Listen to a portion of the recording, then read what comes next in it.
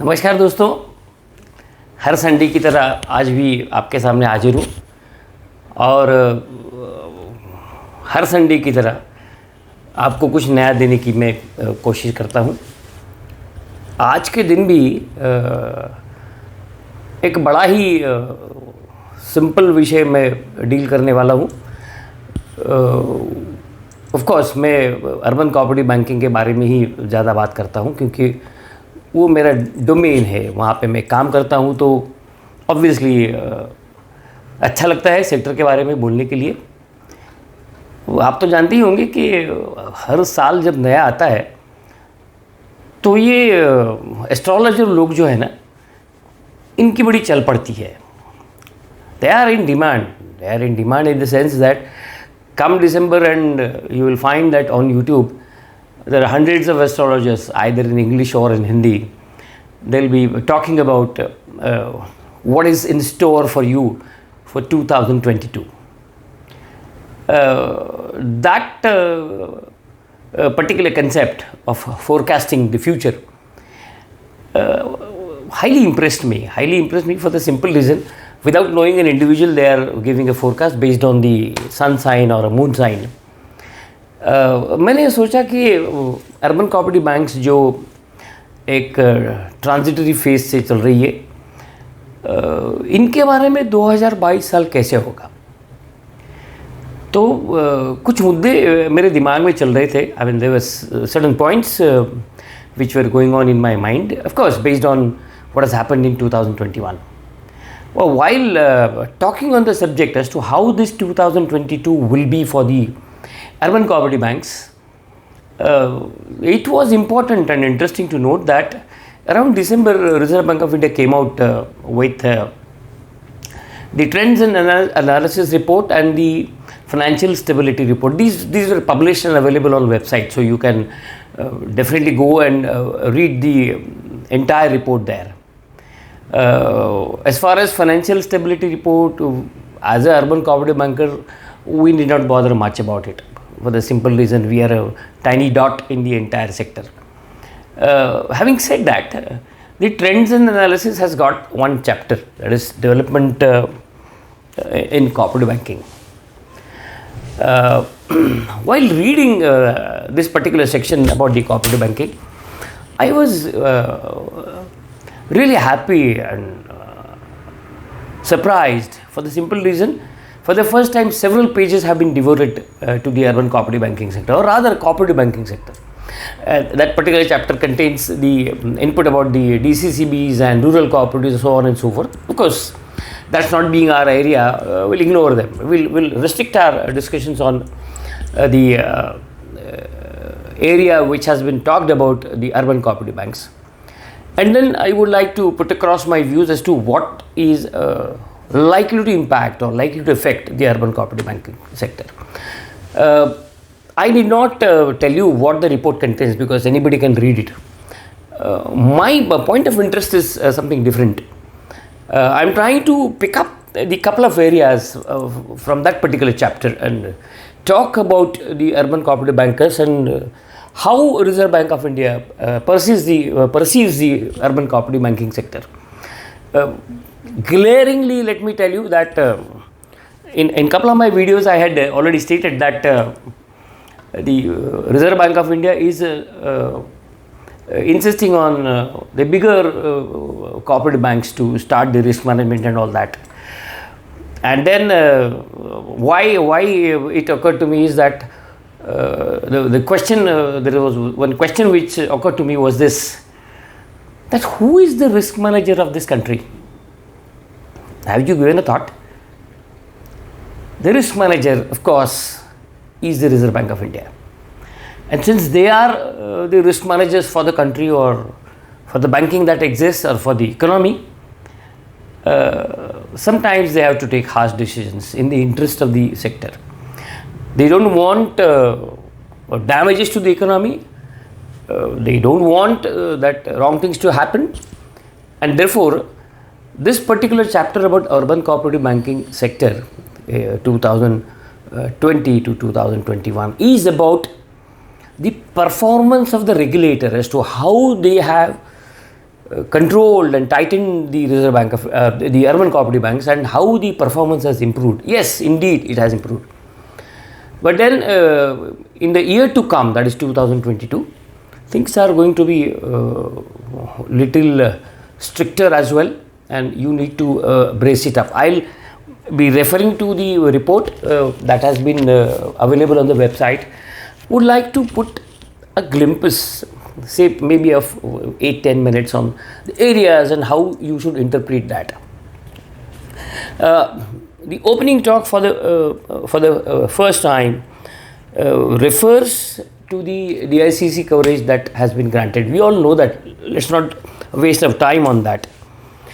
And intriguing point which I would like you to understand and ponder is, it says that the creation of Ministry of Cooperation in July 2021 is intended to provide a separate administrative, legal and policy framework for enabling the development of multi-state cooperatives. How do I take a meaning out of it? Do I mean, do I intend to convey a meaning that the state level cooperative banks would not be looked into? Probably the answer is yes. Probably the answer is yes, for the simple reason the quarrel over the command on the urban cooperative banking sector, whether it is controlled by center or whether it is controlled by state, will keep on happening. But this is a clear-cut admission that look, this Ministry of Cooperation is going to control only the multi-state cooperative societies. So obviously, percolation of some of the points that will happen over there will come down to the state monitored urban cooperative banks as well. And then there is structure and all those things which have been described there. One of the interesting point which I have observed is that they are referring to a balance sheet size. Such kind of reference I did not find in the earlier reports. Maybe some other times RBI could have referred to it, but they are referring to the aggregate balance sheet size of the cooperative banking sector was 18.8 lakh crores at the end of March 22, which is close to the 10% of scheduled commercial banks. अच्छा लगा ये पढ़ के कि भाई हमारा balance sheet size जो है अर्बन कोऑपरेटिव बैंकों का वो 10% के आसपास है. ये बैलेंस शीट साइज की बात हो रही है, बिजनेस की नहीं. तो बिजनेस के बारे में जो टोटल बैंकिंग बिजनेस इंडिया में है या अपने देश में है, it's around 3 to 4%. But then if you convert that into a particular 6 or 7 states, it could move to the extent of 10%. मेरे कहने का मतलब ये है कि अर्बन कोऑपरेटिव बैंक देश में है कहाँ, तो 6 राज्यों में है. So in these 6 states, if you take into consider the pie of the scheduled commercial banks and then compare with the business of the urban cooperative banks, probably the numbers would improve for the sector, is what I believe. The report also talks about how the number of urban cooperative banks have reduced from 2,105 in 2004 to what 1,500, some 1,500 banks. They are saying that they now exist, 1,534 to be very precise.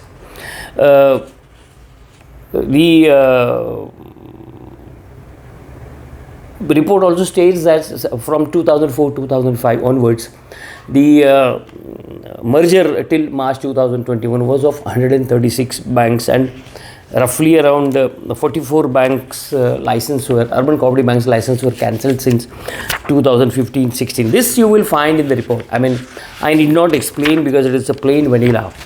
Where a view comes up or where an interpretation comes up is on page number 102. They have given a tabular information about the report of the expert committee on primary urban cooperative banks. ये report तो हम सब ने पढ़ा है, 2-4 जगह पे मैंने वीडियो भी करवाए थे और लोगों से बात भी की थी. So that's fine. What is important and significant is that they have written one paragraph which is extremely significant. I'll just reproduce for the simple reason that you have to understand what is in store for you. What is in store for you? They are saying in one paragraph, Considering the need for listing of securities issued by UCB, suitable amendments may be made in the Banking Regulation Act to enable the Reserve Bank of India to notify instruments issued by cooperative banks as securities for the purpose of Securities Contract Act 1956 and Securities and Exchange Board of India Act 1992, so as to facilitate their listing and trading on recognized stock exchanges.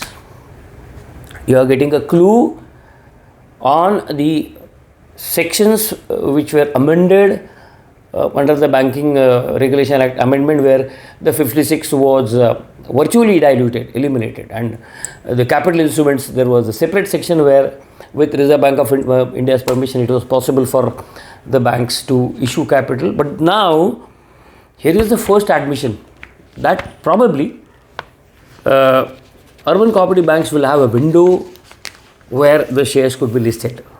If you ask me the period, I don't know, anywhere between a year to 5 years, because you know how the laws in the countries are changed or modified or amended. It takes years. If there is a majority of a particular party in the government, they are in a position to push it. But the will of the government to do this is extremely important. And here precisely I would like to invite attention to one of the statements made by Nitin Gadkari ji. He was absolutely behind the government to ensure that MSME stock exchange could be created and where the urban cooperative banks could be added. This is the beginning of that trend.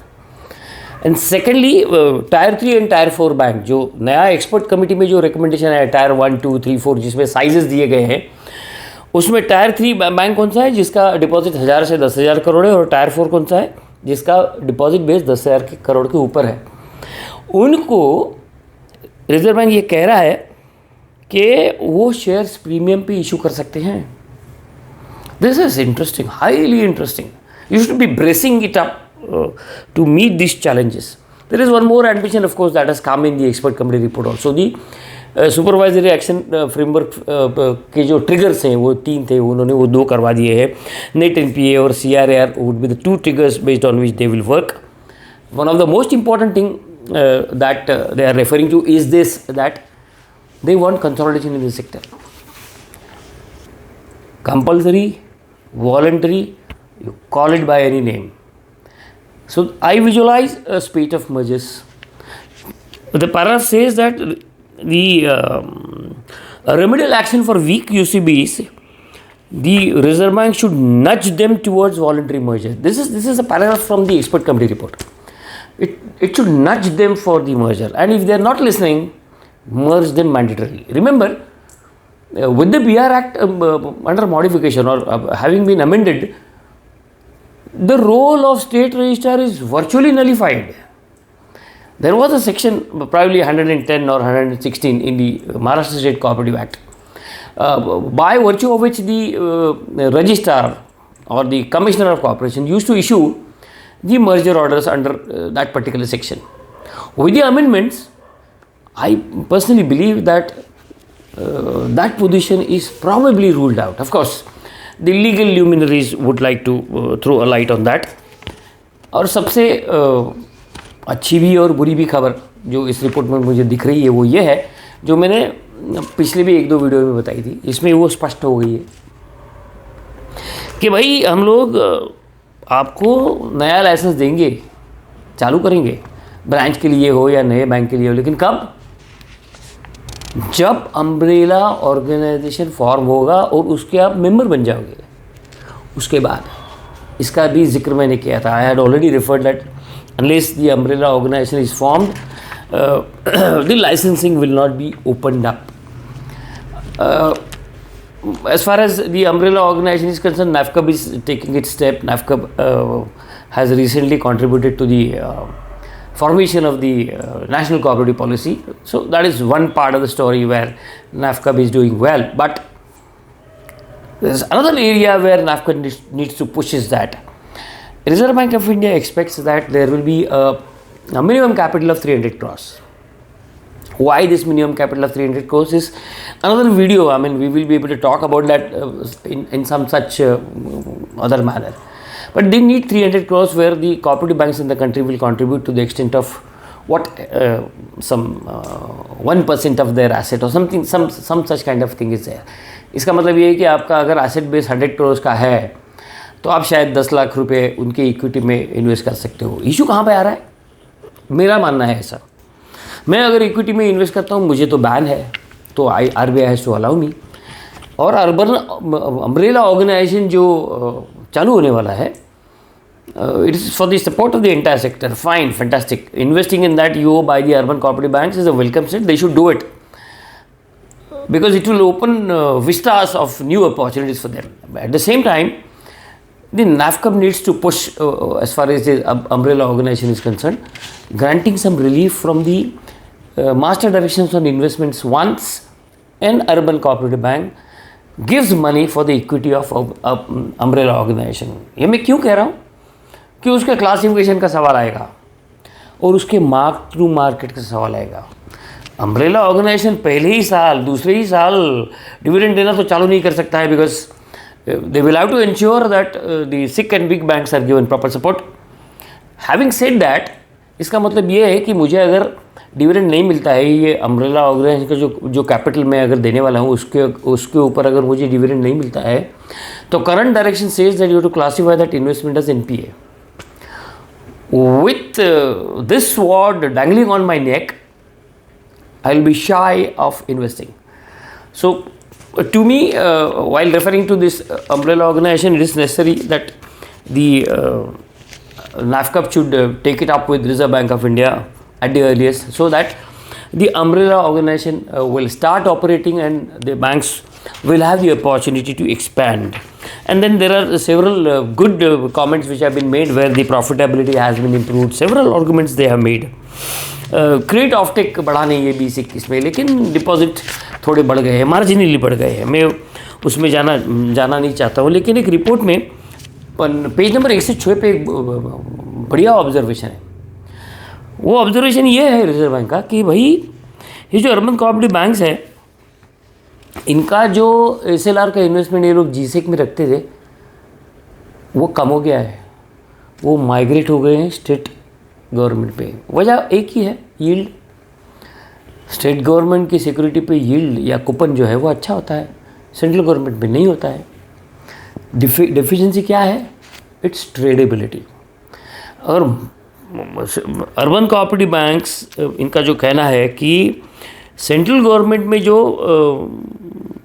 Urban cooperative banks का investment था जो 73% था मार्च 16 तक, वो 57% तक आ गया March 21 में। Are we heading for some such additional critical problem? If a state fails what will happen? Of course both are sovereign, there is no issue. Risk rate में मार्जिनल डिफरेंस है, मुझे उसमें कुछ डर नहीं लगता है। लेकिन इतना ह्यूज शिफ्ट अगर सेक्टर करता है, सेंट्रल गवर्नमेंट से जाके स्टेट गवर्नमेंट में जाता है, there are various state governments which are defaulting, which are उनका जो वेज एंड मीन्स एडवांसेस का जो तरीका है या उनके जो ओवरड्राफ्ट लिमिट्स है वो ड्रॉ कर रहे हैं because there is no financial planning. Forget about it, that's a different subject. But then you need to carefully take with a pinch of salt what Reserve Bank of India is saying. इसमें समझना क्या है कि भाई आपका component अगर 30-40% से central government से निकल के, GSEC से निकल के स्टेट यूनिट, स्टेट सिक्योरिटीज़ भी आता है, that's a cause of worry to me as a urban cooperative banker. Why it is a cause of worry? Because central government की सिक्योरिटी में आपको आसानी से एग्जिट है, स्टेट गवर्नमेंट में नहीं, दिक्कतें हैं, उनकी ट्रेडिंग में रिस्ट्रिक्शंस है। अभी ये आपको सोचना है कि आपको क्या करना है। एक साउंडनेस के बारे में उन्होंने एक अच्छा आर्गुमेंट दिया है कि इसमें इम्प्रूवमेंट हो रहा है, और उन्होंने जो अर्बन कोऑपरेटिव बैंकिंग का जो रेटिंग मॉडल है वो रेटिंग मॉडल इंटरनली बदल दिया है। अर्बन कोऑपरेटिव बैंकिंग को मालूम नहीं है। अभी वो मॉडरेशन उन्होंने क्या किया, उन्होंने कैटेगरीज लाई जो है रेटिंग में A, B+B, C, D, ये शायद पिछले 2-3 साल से चल रहा है। इंटरेस्टिंग चीज़ क्या है, ये जो 1534 urban cooperative banks in the country है, अगर आप देखेंगे तो C और D में 410 बैंकें आती हैं।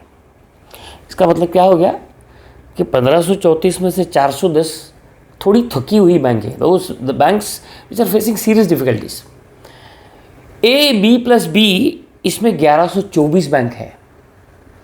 सेक्टर 60 to 65% अच्छा है, इसका मतलब ये है as strategy for each cooperative bank what they should be talking, what they should be doing is this.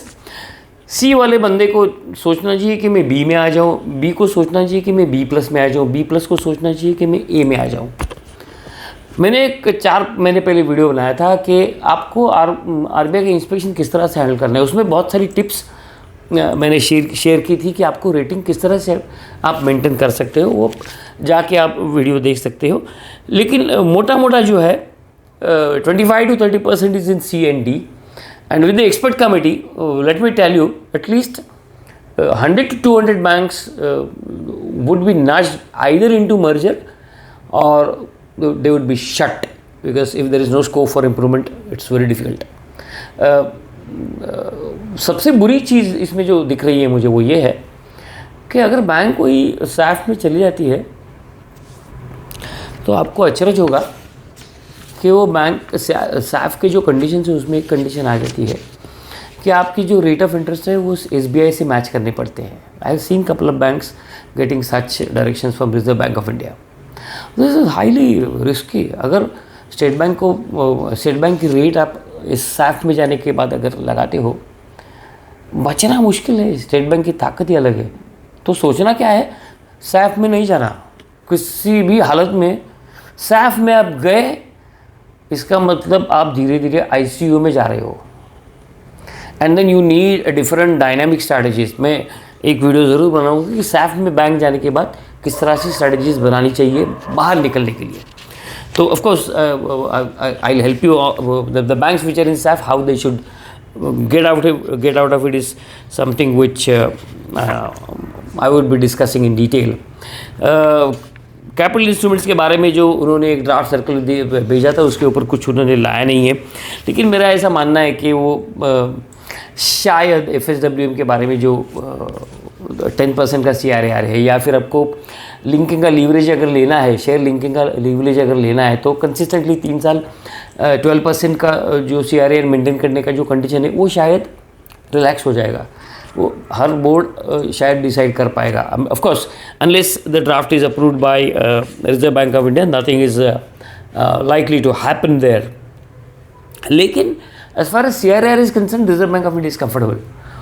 Why they are comfortable? Because they are saying that almost 80% of the urban cooperative banks are about 12% CRAR. This is a good sign. Why this is a good sign?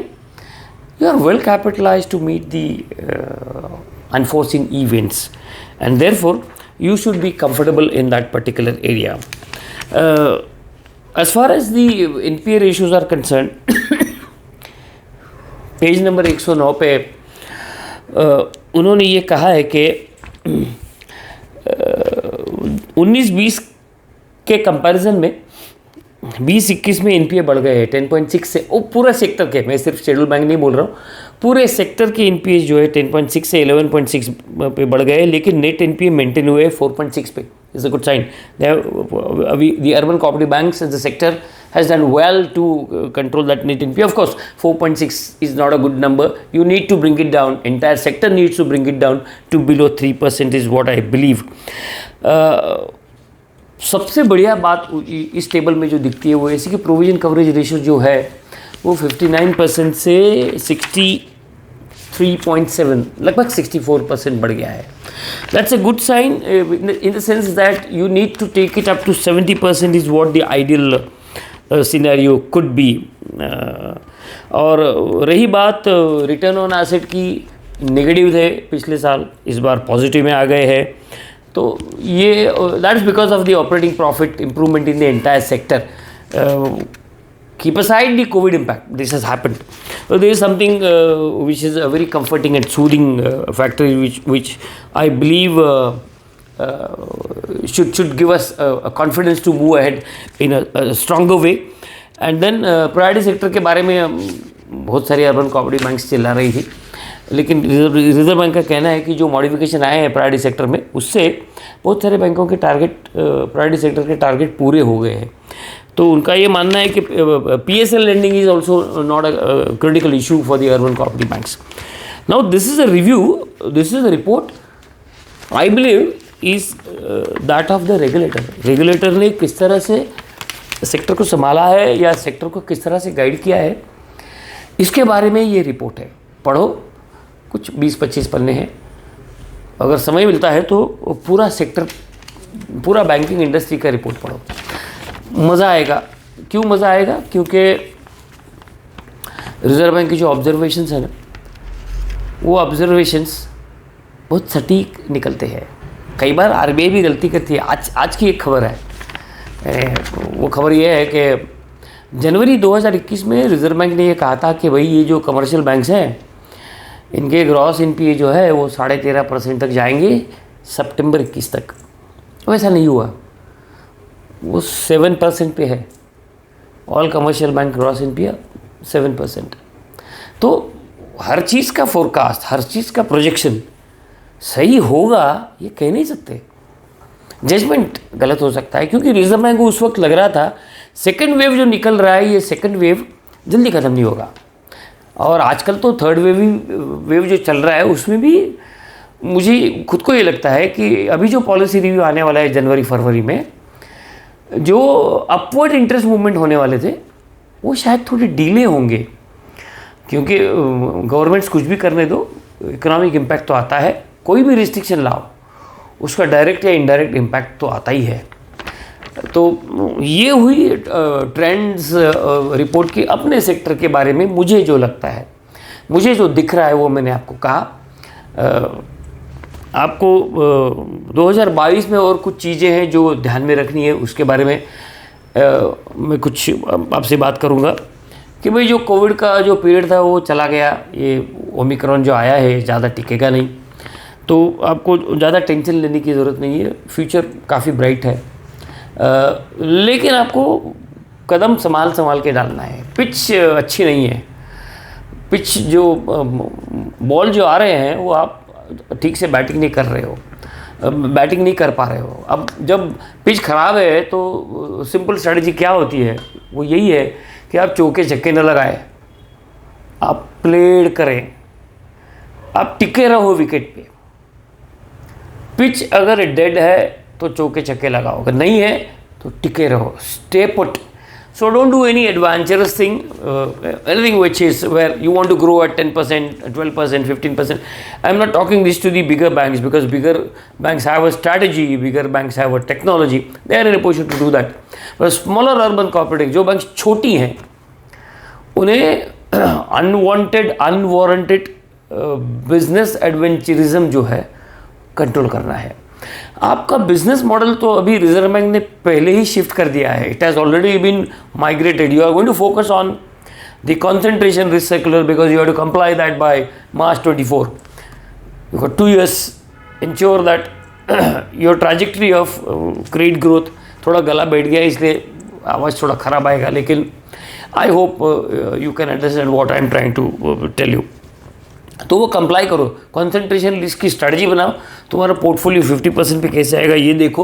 Regulation tight होते जाने वाले हैं, line से tight होते जाने वाले हैं। बीच में एक बैंकर मुझे पूछ रहा था कि भाई हमारा जो एसेट साइज़ है वो 500 करोड़ के नीचे है, तो हमें सिस्टम जनरेटेड एनपीए का ऑप्शनल है, तो क्या करना चाहिए। मेरी उनको ये सलाह थी कि भाई आपको आज नहीं तो कल आने वाला है, शुरू करो आज से, स्टार्ट टुडे। डिफ़िकल्टीज़ है, निकल जाएंगे, आपको कंपल्सन नहीं है, बड़े बैंकों को है।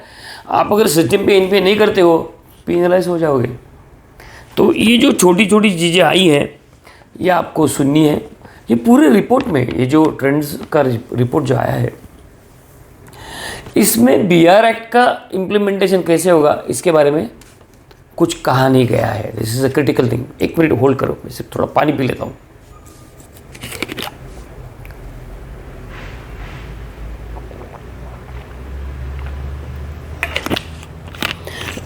कहने का मतलब ये है कि जो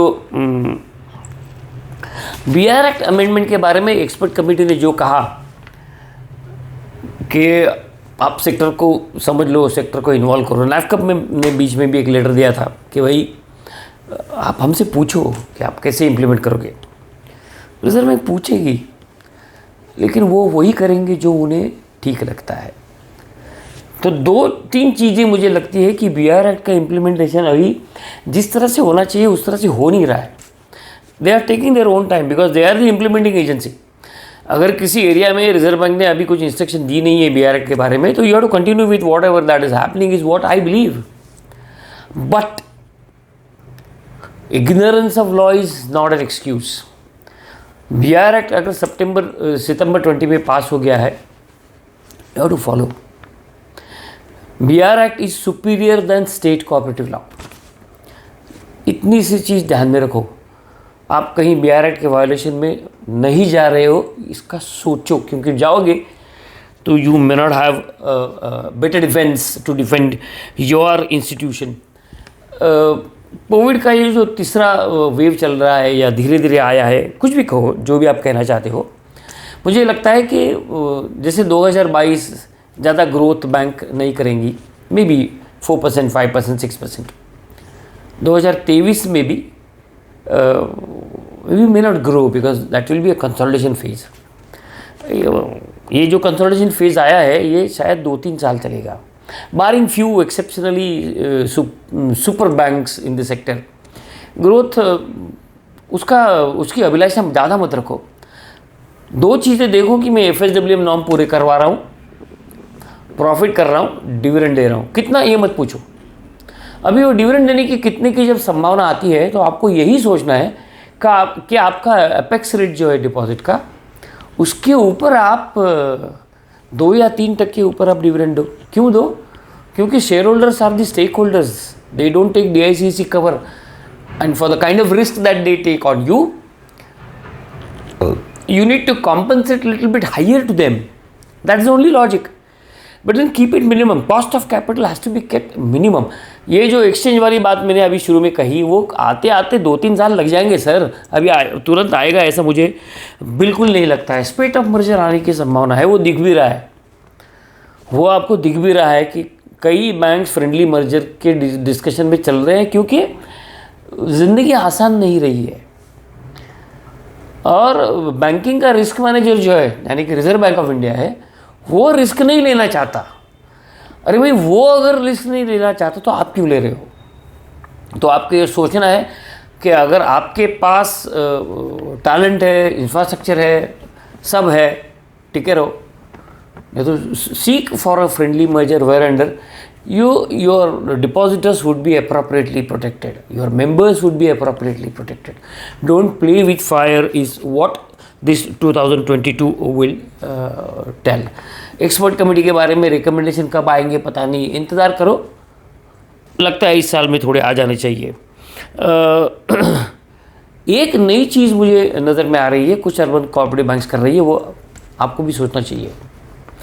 आपकी अगर कोई ब्रांच लॉस में है, या वहाँ पे बिजनेस आपका जो ब्रेक इवन है आपके ब्रांच का, वो नहीं हो रहा है, बंद कर दो.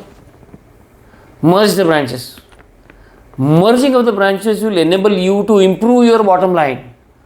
जिस एरिया में आपका बिजनेस नहीं हो रहा है, आप मेंबर को समझा सकते हो, भाई ये ज़माना ऐसा है कि ज़िंदा रहना मुश्किल है, तो मैं कॉस्ट सेव कर रहा हूँ. मुझे अगर ये लगता है कि मेरा ये ब्रांच प्रॉफिटेबल नहीं है, सवाल ऐसे आते हैं कि आपको अकल नहीं थी क्या, उस वक्त कैसे ब्रांच खोला? हो सकता है अभी जिस विचार से किसी जगह पे आपने ब्रांच खोली हो, और उस विचार में अगर कानूनी बदलाव आ गए और वो बिज़नेस नहीं हो रहा है, तो आपको क्या करना चाहिए? सर सलामत पगड़ी 50.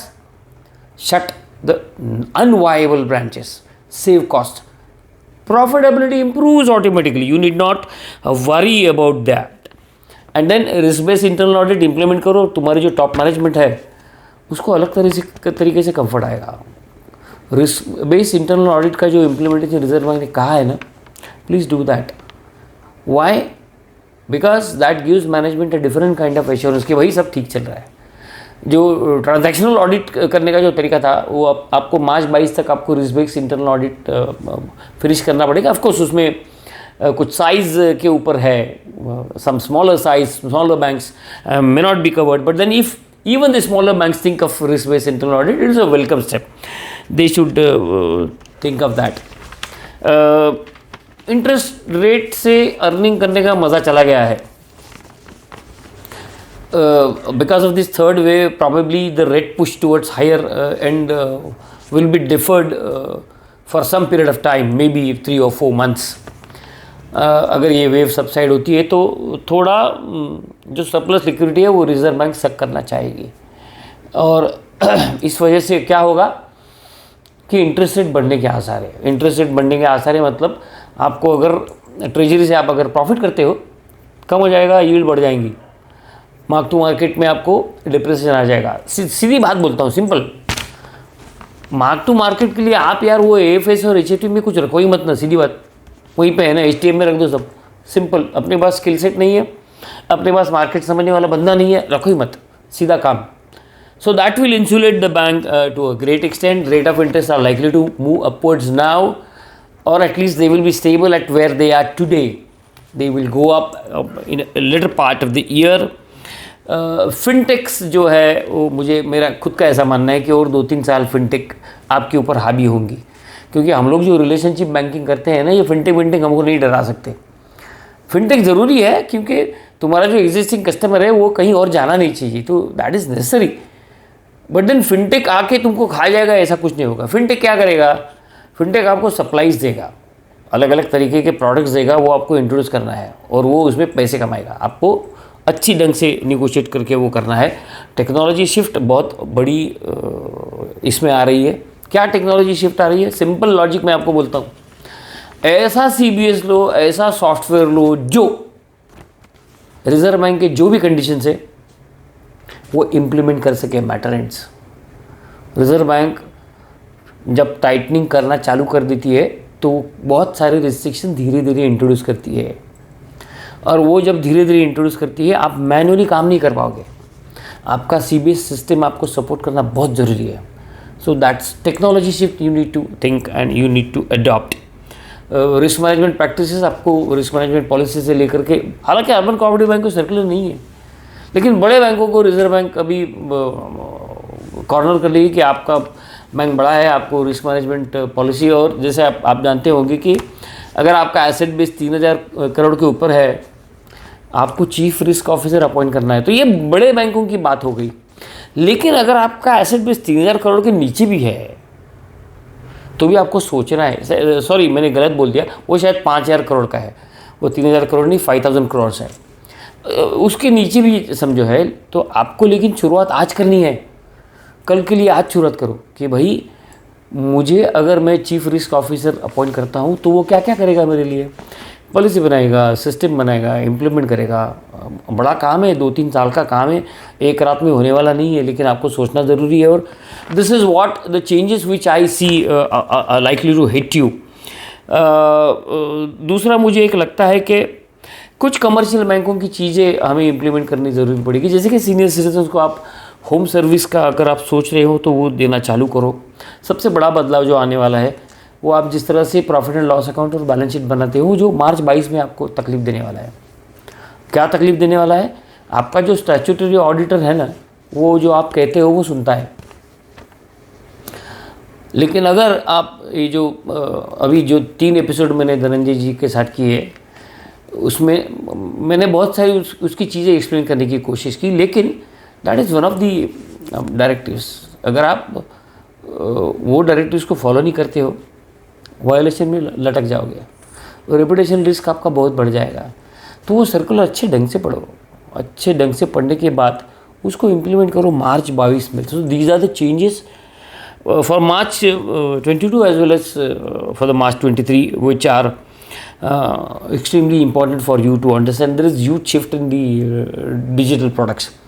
अगर आपका बैंक डिजिटल प्रोडक्ट पे आया नहीं है तो मेरा ये मानना है कि आपको सोचना चाहिए कि आप किस तरह से आपके कस्टमर को रिटेन करेंगे। नहीं लाओगे, धंधे से उड़ जाओगे।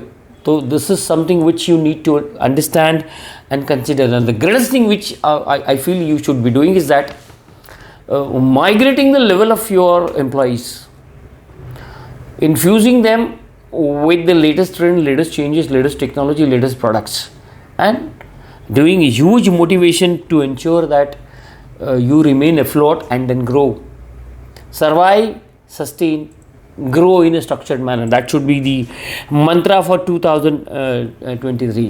मेरा है खुद का मानना है, जो भी अभी सेक्टर में जो भी गंदगी है वो अगर निकल जाती है साल 2 साल में, then you have chances of growing substantially. You need not worry about it. You will grow fantastically, but that is somewhere after 2023. And again after 2023, बड़े सपने मत देखो. You are going to work like a small finance bank. Let me tell you, the entire tier 1, tier 2, tier 3 जो भी आया है ना, जो आने वाला है, वो आपको स्मॉल फाइनेंस बैंक की तरफ ही लेके जाएगा.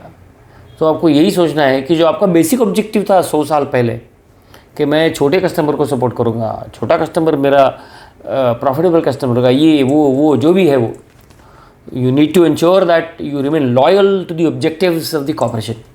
That's what Reserve Bank of India is trying to push you, because probably Reserve Bank believes that the urban cooperative bankers have forgotten the terminology of corporation or the meaning of corporation.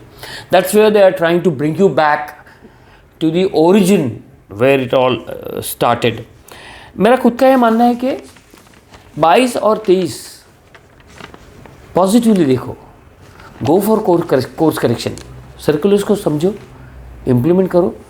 Genuinely गलती होती है, कोई reserve bank punish नहीं करती है. मेरा ये मानना है, मेरे जो 25-30 साल में देखा है, if you do a genuine business, if you try to hide from them, you are dead. Don't do any hanky panky thing. और मेरा खुद का ये मानना है कि आपको बहुत बड़ा अच्छा और उज्ज्वल भविष्य है. As a sector you are going to grow. So I wish you all the best for the year 2022 and even for the next March 2023. आपको अगर मेरा वीडियो या मेरे विचार अच्छे लगते हैं तो लाइक कीजिएगा, सब्सक्राइब कीजिएगा, शेयर कीजिएगा. आपको लाइक करें, व्यूज़ अच्छे नहीं लगते, मुझे कोई उसकी चिंता नहीं है. मेरा कहना ये है कि फिर भी आप सब्सक्राइब कीजिएगा. सेक्टर को अगर हम अच्छा कंप्लायंस में लेके आते हैं जो रिज़र्व बैंक चाहती है, तो मुझे लगता है कि सेक्टर अच्छी तरह से सर्वाइव करेगा, ग्रो भी करेगा. ये मेरा छोटा सा कंट्रीब्यूशन है. Thank you for watching and thank you for sharing. Thank you so much.